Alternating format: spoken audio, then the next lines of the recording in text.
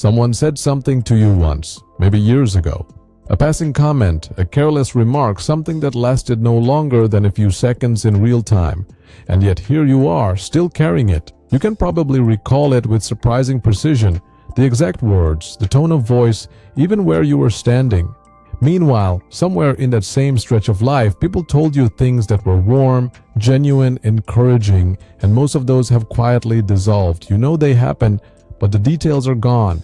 This isn't selective memory in the way people usually mean it. You weren't choosing to hold on to the painful ones. You weren't dwelling on purpose. The negative simply stayed the way a stain stays while the color around it fades without anyone deciding that's how it should work. Most people, when they notice this pattern, reach for an explanation that feels obvious. I must be a negative person. I'm too sensitive. I lack resilience. I can't let things go the way other people can. The assumption is that something about their character, their temperament, or their mindset is responsible for this asymmetry. But what if that explanation is not only wrong? What if it's almost exactly backwards? What if the painful memories aren't staying because of a weakness in you, but because of a precision in your brain? A mechanism so well designed, so deeply embedded in human biology that it operates the same way in virtually every person who has ever lived. Think about the last time you received feedback on something that mattered to you.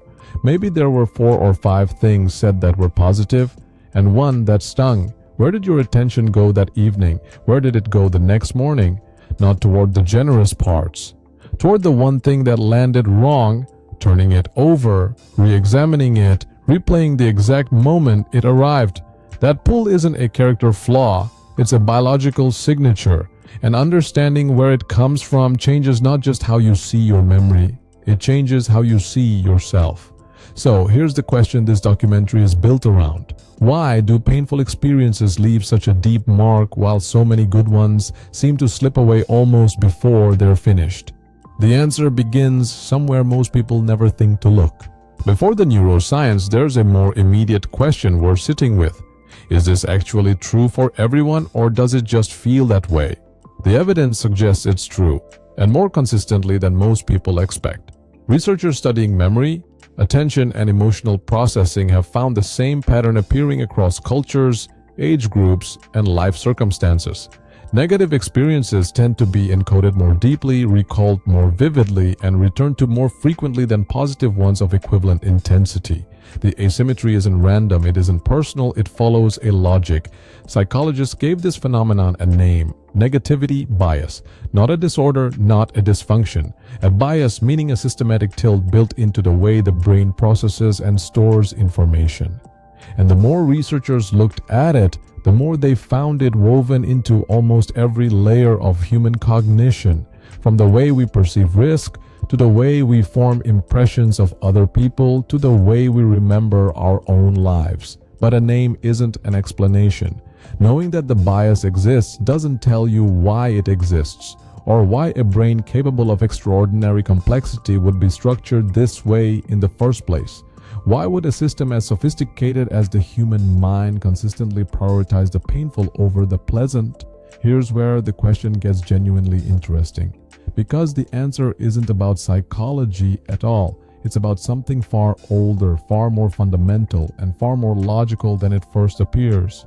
Your brain wasn't designed to make you happy. That might sound blunt, but it's one of the most clarifying ideas in modern neuroscience. Your brain was designed to keep you alive. And for most of human history, those two objectives pointed in completely different directions.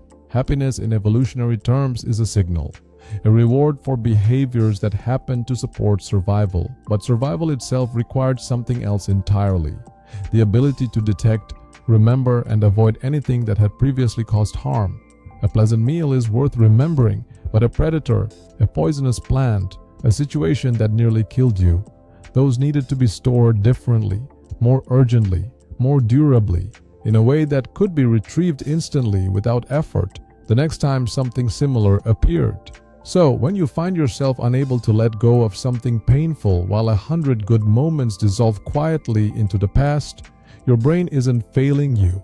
It's doing exactly what it was built to do. The question is why it does it so thoroughly, and which structures inside the brain are responsible. that's where the story takes an unexpected turn. You've probably heard the word amygdala before. It appears in almost every conversation about anxiety, fear, and emotional memory. But what it actually does and why it matters so personally to you rarely gets explained in a way that sticks. Here quote as the simplest version. The amygdala is your brain's emotional priority system. Not a storehouse of memories itself, but a signal, a flag that tells the rest of the brain how much attention a given experience deserves. When something happens that carries emotional weight, the amygdala activates and essentially stamps that moment. This one matters. Store it carefully.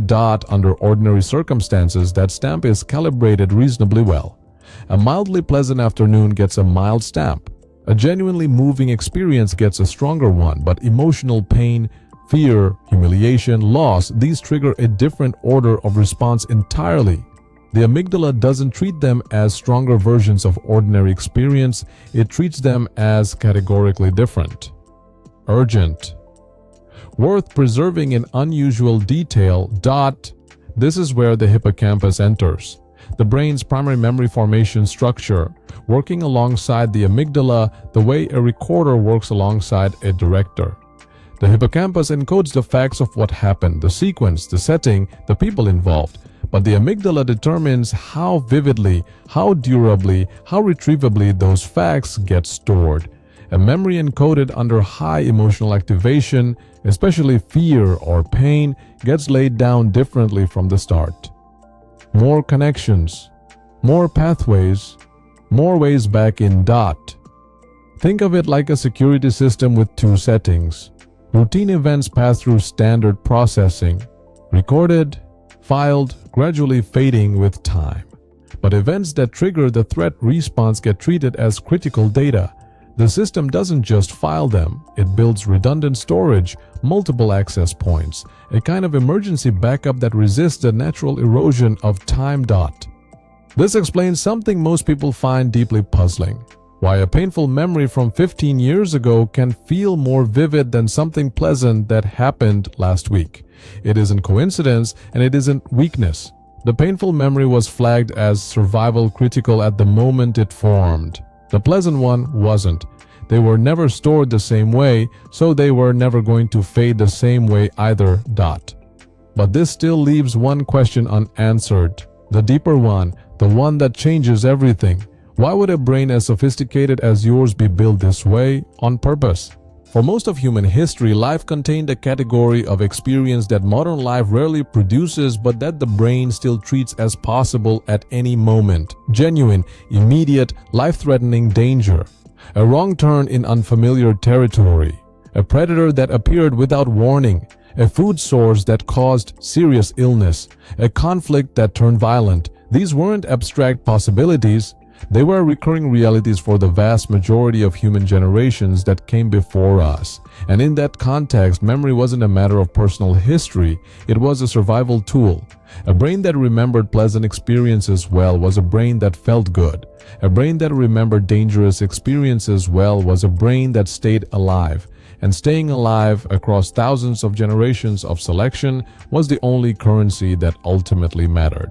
So the brain that exists inside your skull today wasn't built for the life you're living. It was built for a world where the cost of forgetting danger was sometimes fatal. And the cost of forgetting a pleasant afternoon was essentially nothing.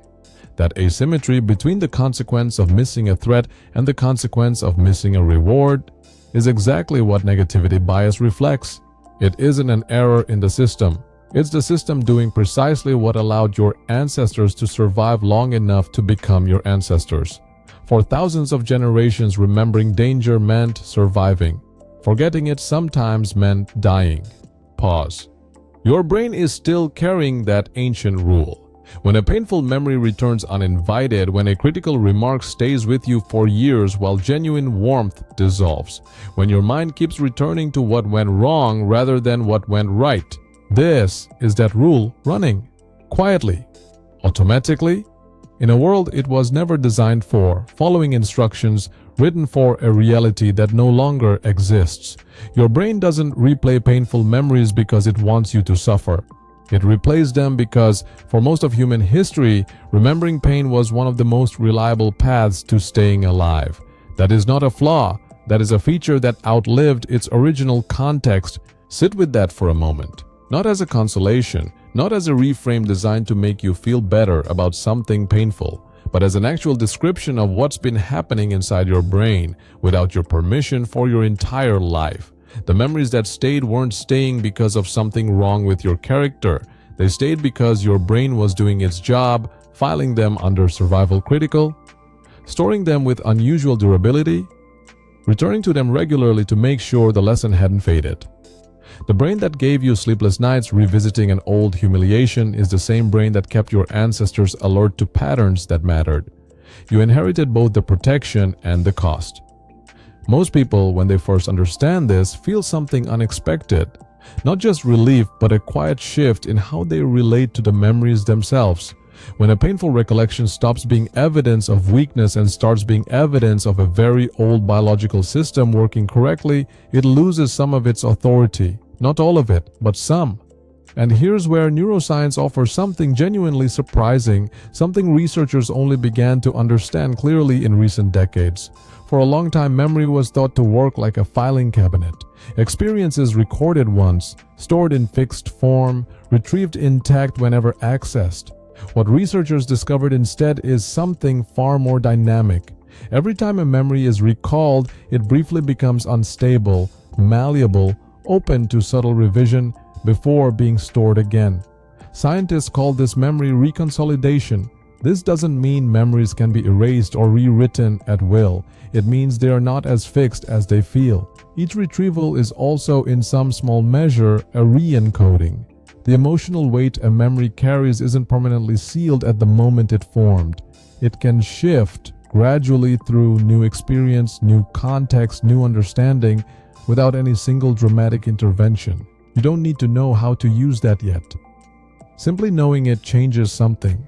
The painful memories your brain has been storing as survival critical data are not permanent sentences. They are recordings made by a system that was doing its best with the information it had. Which leads naturally to a question the next documentary will explore. If your brain remembers danger this well, storing it, protecting it, returning to it across years, why does it also begin anticipating danger before anything has even happened?